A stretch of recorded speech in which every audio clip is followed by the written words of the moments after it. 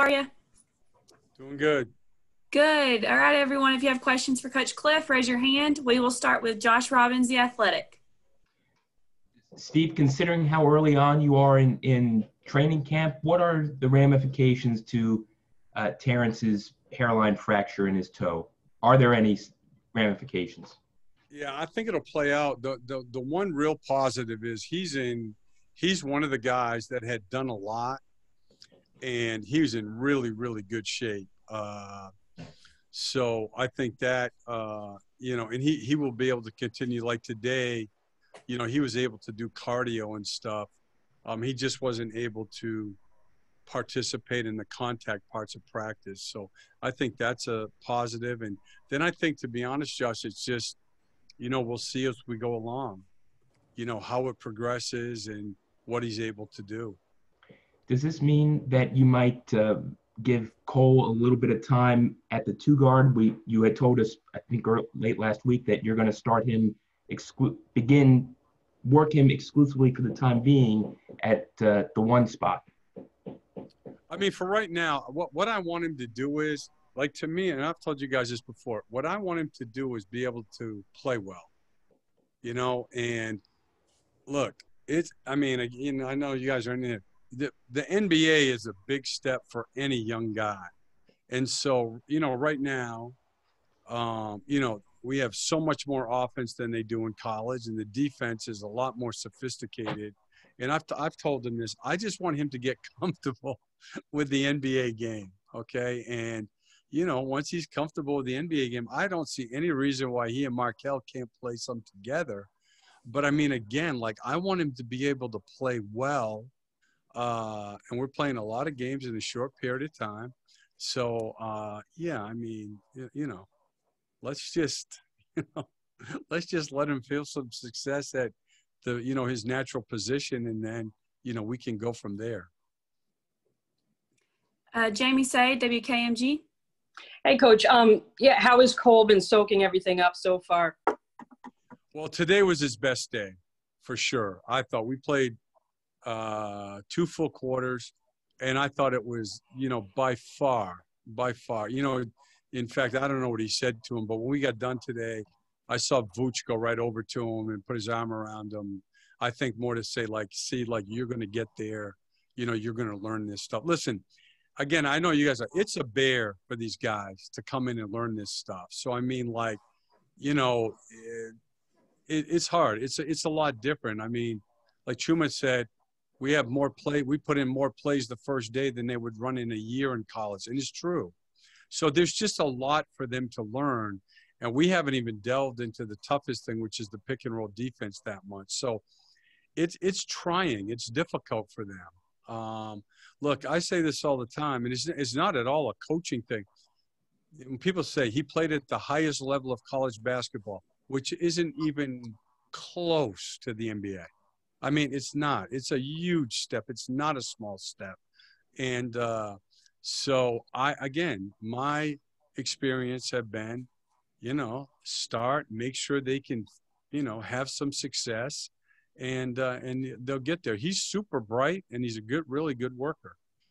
So it's been a tough 4 days for him in some way, but he did a lot better today. Is he somebody who asks a lot of questions and just as a point guard, but he's a rookie, is he vocal in practice or does he he's vocal, and he's bright, and he's easy to coach. I mean, he wants to be good. I hope that we all understand these poor guys struggle to learn when they have summer league, where they get to play 5-6 games with new rules. The rules are totally different, right? Then we give them a couple weeks off. Then we bring them right back here for the rest of the summer. Then they usually have 8 optional practices in September, where you just work on all the foundational things for the NBA. These poor, he's just jumping in here. He's right now like summer league practice time. So it's going to be more difficult for he and Chuma initially, to be able to adjust. Dan Savage, OrlandoMagic.com. If over the course of your time here, just how valuable has Terrence been, from his ability to stretch the floor, cause problems for opposing defensive coverages, just how much of an asset has he been for your group off the bench? Well, first of all, I don't know what the numbers are on this, but we rarely win when he doesn't score. I mean, like, the other part is, I mean, he's in the conversation of, offensive players off the bench who deliver every night. I mean, if you look at the consistency he's played with, and if you look at our best stretches of play, so the last 31 games 2 years ago, and then the stretch this year from the All-Star break to play stoppage where we played well, he was our second high scorer in both of those stretches. So, yeah, obviously he's a huge part of our team. And just as a follow-up on that, it's rare for a guy to, he almost did it in back-to-back years, probably would have if you guys had played a full 82-game slate, but to hit 200 threes consecutively, in 2 straight years off the bench, just how much of an asset it is. I think you guys were, like 7-2 last season in games where he knocked down at least 5 threes. For somebody to be able to come in and give you instant offense like that, just how valuable is that? I mean, no, again, he's so valuable for our team. And I would also say to add to that is what's impressive is now, the other teams are locked into him. I would say that when you're game planning for the Magic, it's going to start with Vooch and then it's going to go right to him. Those are the guys that get double teamed. They get, the second defender run at them more. And yet he's still been able to play, like you said, very, very consistently. I'll give you another just to give people an idea, Dan, of what you're talking about. So 200 threes coming off the bench.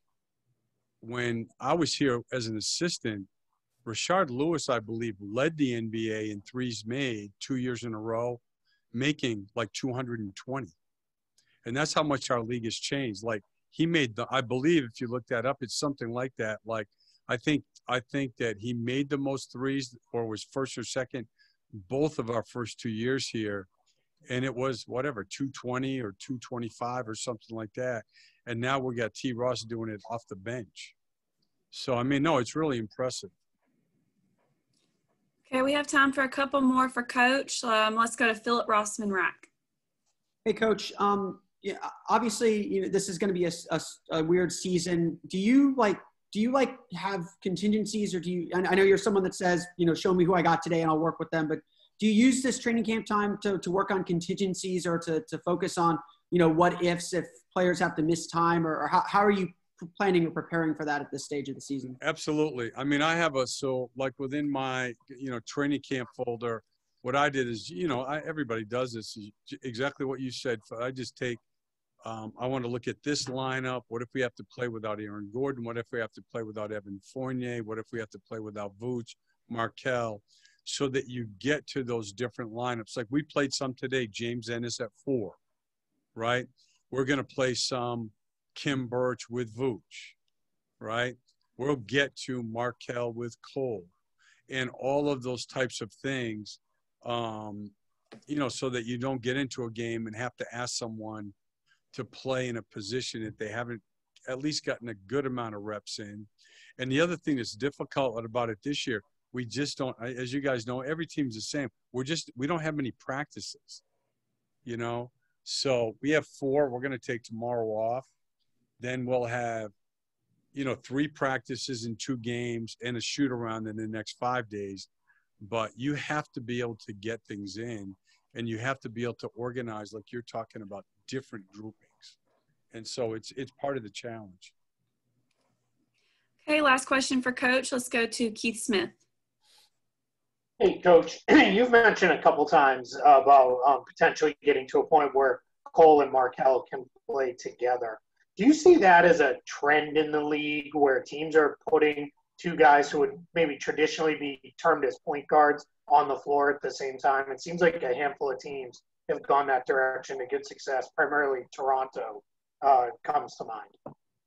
Yeah, I think that what you do at the end of the day, in my opinion, is you have to find ways to play your best players. That's it, no matter what they are. And, you know, it's one of the problems, it, you know, it's, and then you have to, when you do it. So like, for instance, Toronto, all right, because they play, obviously, Lowry Van Vliet a ton together, okay? But one of the things that helps them do that is they're so big up front, you know. So, you know, look at the guys they're playing with. They're big at the three and physical. They're big at the four and athletic.